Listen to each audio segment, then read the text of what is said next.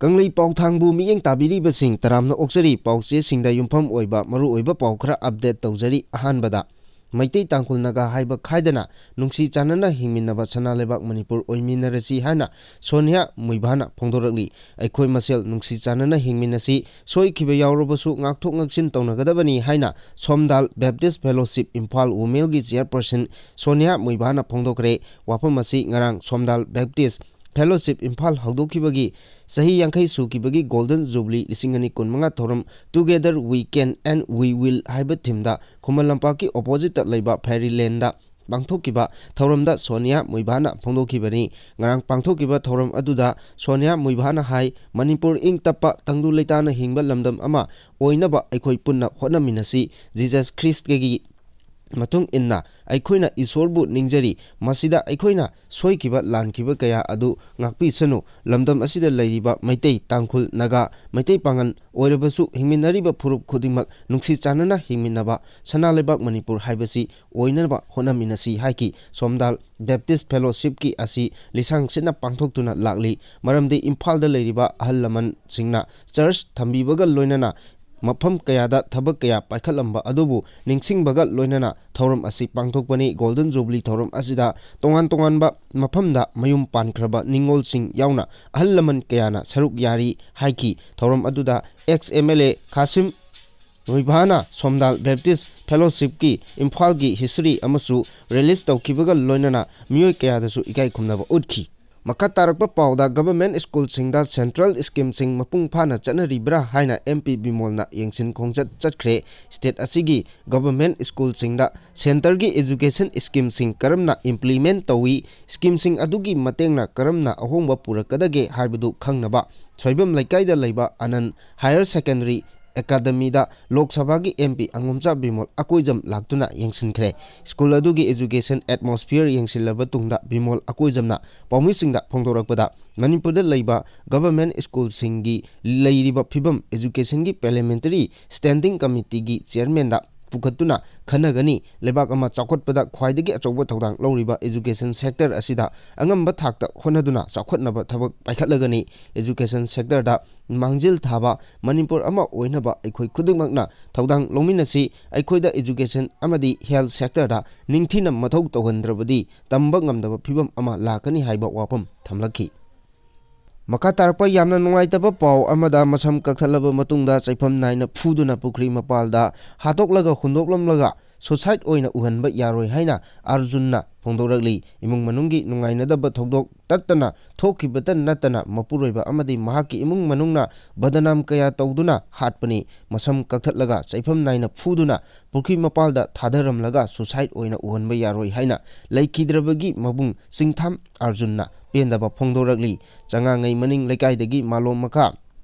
Terakha turi halda mayum panduna macha ahum leirabi singtham ningol thokchom ongbi matoklebi sahi nimpu mapuroiba thokchom tomba ngarang ayuk malom maka lekaida pukri achobo mapalda siduna taramkhibani thodok asi ayuk pung 5 minute 33 rom tarakpada lekaigi miyoi singna nupi mayumda paw pirakhi hairi thodok adu expert sing laktuna yengsilaba matung rims ki miral sangda purakibani haujik phawba nupa mayunggi miyoi singna postmortem tawnabagi ayaba piba khudyek ama phawba tawnaba mi lakpa leitri hairi rims ki mokta pawmisinga unaba amada singtham Arjunna makatana hai malom Terakhada water supply sabagi nan Manipuri sing yamna lei mafam suni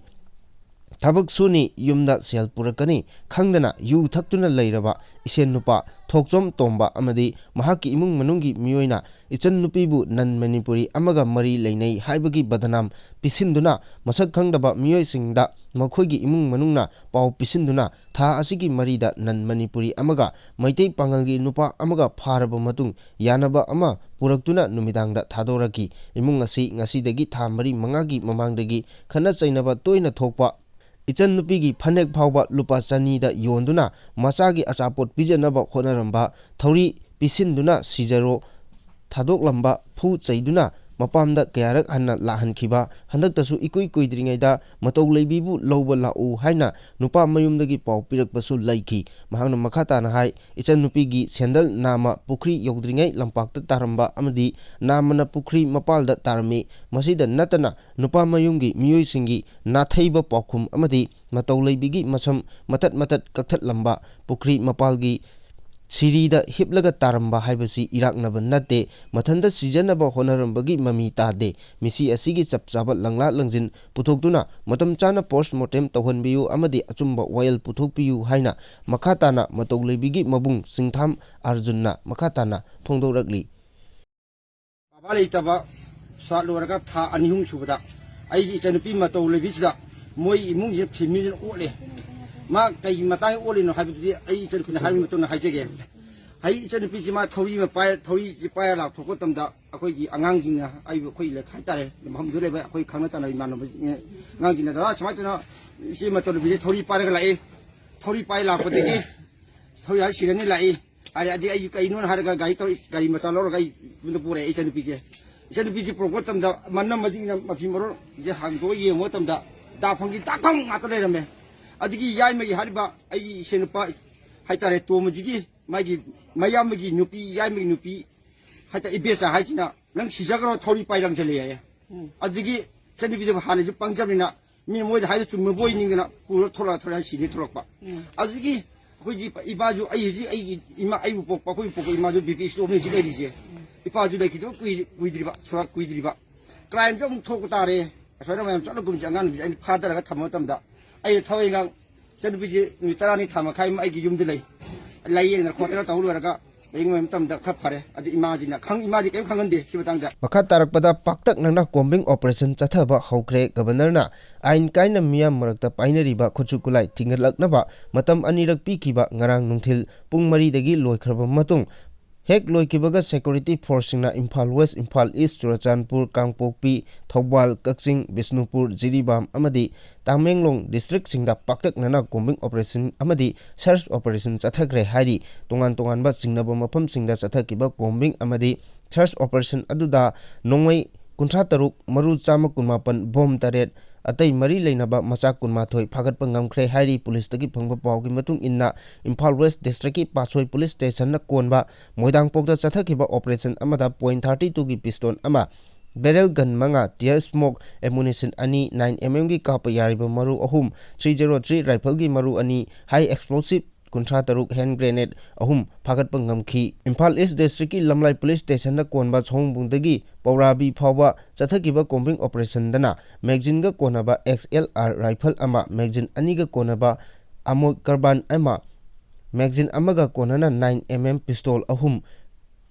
amok carbine gi maru 18 XLR maru manga kuntra taruk hand grenade ani phagatpa ngamkhi hairi Thobal district ki Nongpok Sengmai police station na konba Langmai Thek Yerum Chingda chathakiba combing operation da magazine ga konana insas rifle ama magazine amaga konana XLR carbine ama 12 bore single barrel gun ani revolver ama flag gun ama insas ki maru manga 303 rifle gi maru mari 36 HE hand grenade ani amadi atai polam sing phagat ki hari Tamenglong district ki Kanmai police station na konba Tatbung village tagi SBBL mari local made improvised rifle nipan ama SBBL gi maru tara manga wireless set Baiping ani phagatpa ngamkhi haina police ki paw na makhatana phongdorali Bisnupur district ki oina manga suba Sikh regiment amadi SSP gi apunba team amana ngarang ayuk Loktak police station na konba Shantipur amadi Nepali Basti gi mafam singda thiba khumbagi thabak chathabada khulai kya phagatpa ngamkhre Nepali Basti manaki Lamlai lambi gi mamang thangba chingi maton thangba sarukta lotuna thamlamba 9mm carbine machine gun ama ahangba machine ama US na saba 9mm pistol ama ahangba magazine ama 9mm pistol ama smoke carbine ama ahangba magazine amamam ball action rifle ani improvised mortar ama detonator ahum digital stick Nepal yauna atai mari leinaba polam sing yauri adum oinamak mipham mipundi yaukhide hairi khuchukulai sing adu makha taba thabak lokatnaba Loktak police station da khuchin nakre hairi Makha tarpa pauda ngasi chatkadoriba Fox ki santigi paujel puba khongchatpu karemna duna kuki militant singna bomgi lei pareng huktuna taramna oklamge haiba akanba wafam kaya Fox amadi maitei miyamgi mapamda singna duna kuki militant kayana lepa leitana se thoktuna haujuk phawba warning tawba leptri hairi Makha tarpa aroiba pauda power munaringeda imaleba gangleipa kangkhong saire MLA sing masa khangna fam thadopam matam oire haina Joy Chandrana phongdokre Manipur asi central government na chalaiba state ama oire miyamgi mihut oiriba singna lengak chalaiba ngamdrabanina MLA sing leibagi wahan thok leitre miyamna bot thadaraga mai pakraba matungda makoibu imaleba ki thabak tongnaba thakibani Madugi wangmada masagi wakhalonda yumpham oirega power munaringeda Manipur kangkhong saire maram aduna MLA sing masana khangna resign tawba matam oire wafam asi ngasi JN Manipur Dance Academy editorial da pangthokiba Justice Committee on Anglo Manipur War 19 Ngapigani 1891 Martyrs and Freedom Fighters of Kangleipak Manipur gi Taret Chuba Foundation Day Observation gi thoramda President oina saruk yakiba Justice Committee gi Chairman Joy Chandra Konthojamna phongdokhibani mahana makhata na phongdokhibada Union Home Minister Amit Shah na chair loduna phamkiba Mifamda Manipur da thokleba wathok asina maram oirega chathok chasin yadraba asi yenglaga Manipur gi National Highway amadi State Highway sing hayengdagi chathok chasin yargani haiba wafam adu athingbe piriba sing matam chana chairak pihaudrabadi India lengakpu malemgi miyamna nokna kigani maram aduna matam charingai terrorist sing maru phangna muthatlasi haina phongdoki mahangna makhata na phongdoki bada India hariba lebak asisu British ki makha pona laikiba adugumba lebak amani Manipur bu British ki makha pona lehen kibasu India na ni adubu India dagi Manipur na nomata oiragasu British dagi ningka tamba hana phangkiba haibasi India na khangna chatlabadi Manipur asi kaidawnungda awaba taroi amadi mitopna landarak loi ngasi Manipur gi mathakta lan hauriba kangbu asi kanano makoi kadai degi lai haibasi pumna magna khangna raba wafamni hariba mitopsing asi China gi ithil degi ngakthokna bani haiduna Indian gi awang nongpok lamdamda khulai oina sizinaduna thamli masina maram oiraga Myanmar da leiba sin kuki singna Manipur asi makhoigi mapa mapuna thambiramba lam amagi mawongda Manipur gi history semdok semjin tawduna India gi constitutional right sing phangnaba naronda Mizoram da lona changsinduna Manipur gi mafam chinba thungna changsilakre British matamdagi Manipur da changjapam loduna leirakpa kuki amadi anoba chin kuki singna India gi house number power pairaga voters chansile Aadhaar card paihale amadi schedule tribe ohele lona changsin kiba kuki sing asina ngasidi mohum pharaba matamda maitei gi matakta lan tawraga Manipur thugainaba honarakli asigumba kuki singi longnam lang asibu India government na khangsinnadana leiraga yalhomi maitei bu mangnaba tawraklabadi India gi matakta maitei na pre-merger gi status talakba yai haibasi khangba fai Manipur kannaba honabada ipa ipu singna thawai thaba kiramde haibasi ngasigi mirolna kaudri amadi ngasigi mirolna Manipur kannanaba honabada thawai thaba kide haibasi ngasigi foundation day asiga mari lenana lebak miyamda thamkiba wafam singni ima lebak Manipur kannaba honabada Thawaina pontha pikiba kaisum sangda punsi lenkiba amadi miramda punsi lomkiba singbu ningsingduna amadi athoba singi imung manungda punduna semkiba loop asigi Justice Committee on Anglo Manipur War 1891 Martyrs and Freedom Fighters of Kangleipak Manipur gi Taret Chuba Foundation Day gi thoram aduda Rajya Sabha gi MP su oiriba Ningthau Laisemba Sanajawbuna chief guest Saknairaba historian Professor Naurem Joy Kumar na special guest JN Manipur Dance Academy gi director Pukhrambam Bilas Singhana guest of honor amadi Justice Committee gi chairman Joy Chandra Konthojamna president oina saruk yaki